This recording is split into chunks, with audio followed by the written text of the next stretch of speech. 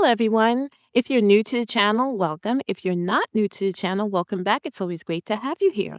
Today's project is my design called Down the Beaded Path. Now, this is the necklace featuring the design, and it's actually 3 strands. You can put the strands together. I'll show you in a minute the feature about this necklace, and you can put the three strands together, or you can just have 1 or 2 strands. It's up to you.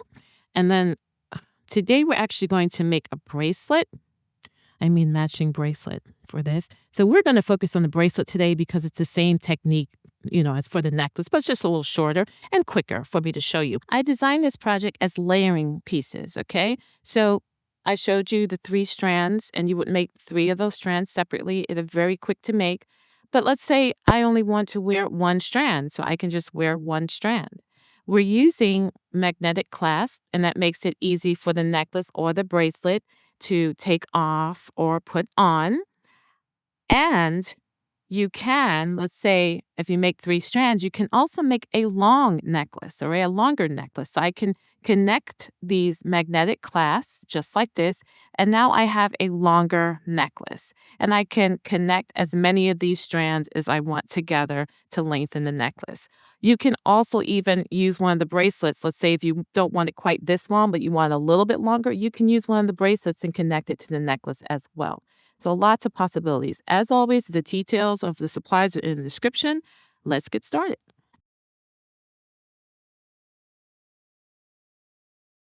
The yarn we'll use today is called Pearl. It's by Yarn Art, and it is a beautiful yarn with a lovely sheen. It's a chain net yarn, as you can see, easy to work with, and it's nice and soft on the skin, so it's good for jewelry. I always look for that.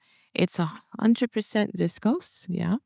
And we are going to use this pretty pink color today.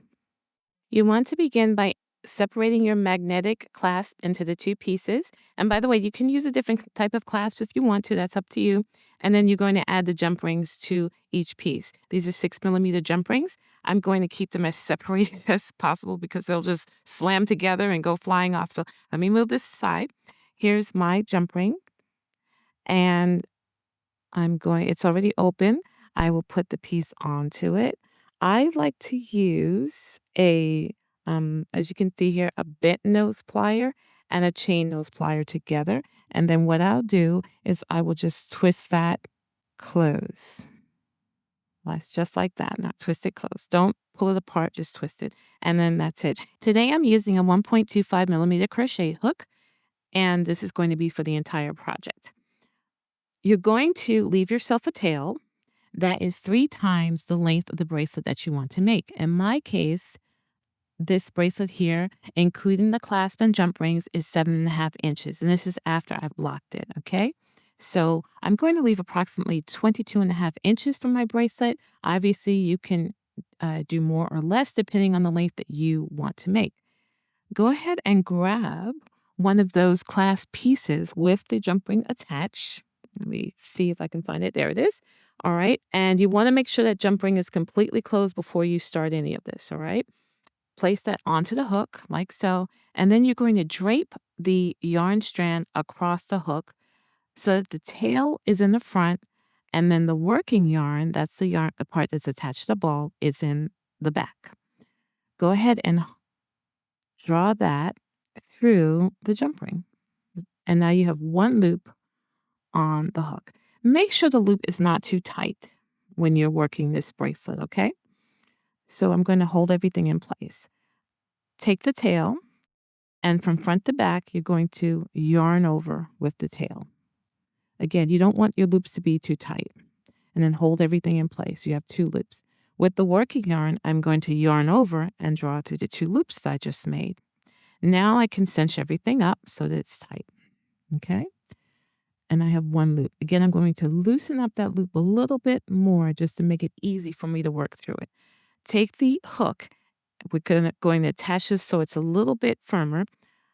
Insert the hook into the jump ring between the tail and the working yarn and back, and then yarn over once again with that tail from front to back. And then we're going to yarn over and carefully draw through the tail, the jump ring, and then that first, not through the tail, through the loop, sorry. And you see, sometimes the chain at yarn, you can catch a little bit, but it's not a problem. So we draw it through the first loop, the jump ring, and then that second loop. And now we've firmly attached our clasp piece. Let's begin adding beads. From here on in, it's pretty much a cakewalk. You're just going to repeat a couple of easy steps until you add all of your beads. I've got 26 beads here for my 7.5-inch necklace. For the, it's not necklace, bracelet. For the necklace, I added 60 beads, but 26 for the bracelet. These are size 2.0 Preciosa seed beads. They are 6 millimeters.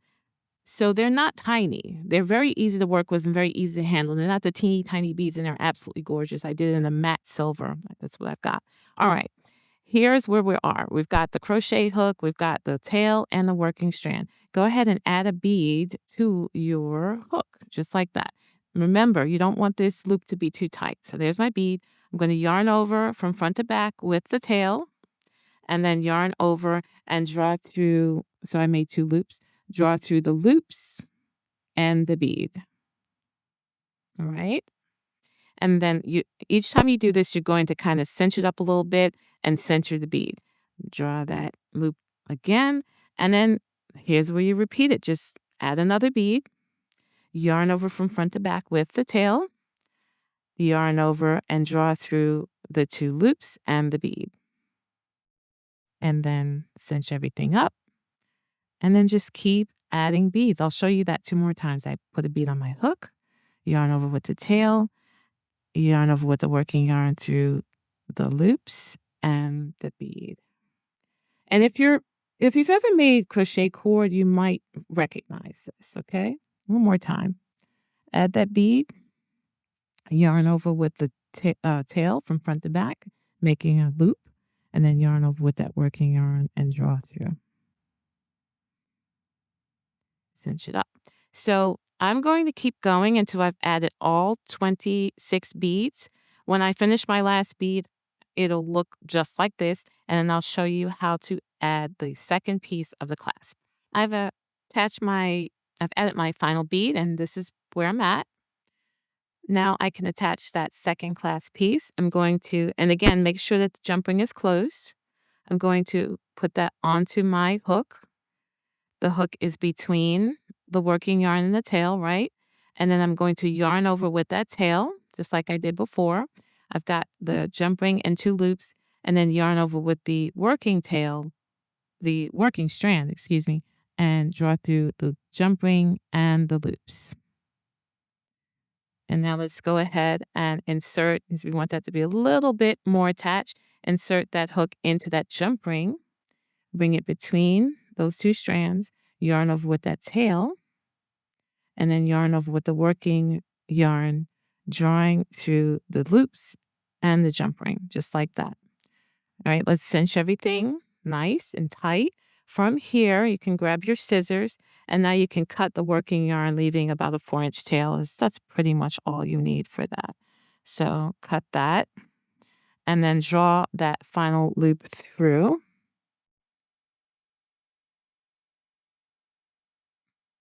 Just like that. I actually shortened the beginning tails so that the tails are more even. We're going to tie 2 overhand knots right above the bead. Okay, so just lay the bracelet down and then tie 2 overhand knots.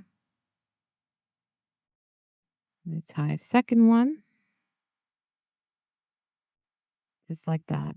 Okay, and you can stay here, or you can do what I do and flip it to the opposite side if you want to. I just like to do that because it just makes it look a little bit more even. And you tie 2 additional overhand knots on that side. Okay, so right there. And let me do that one more time. Oops. Okay. There we go. From here, I'm going to add a dab of jewelry glue to the knots. I've been using this one forever, use it in a well-ventilated area. It's been around for a very long time, and I just like it because it keeps everything in place. and it lasts. So just a little dot on that. You don't need a lot of this stuff. Just a little dot on those knots, just like that. All right, that's it. Let that dry. Do not cut your yarn yet. Don't. Trust me. Let that dry. I'll be right back. This is completely dry. And now I can go ahead with some sharp scissors and cut close to that knot. Cut both tails close to that knot. You don't want to do that before it dries because if it's not dry, it can come loose. And good luck trying to put this thing, trying to put the clasp back on, everything. It is rough. So that's why I say dry completely. Now, in order, it's pretty. And I like these colors. I was not sure, but I like the colors. But we wanted to get it to look like this, right? So we do what we always do. We block. So I'm going to go ahead and pin it to my blocking board real quick, and I'll show you what that looks like.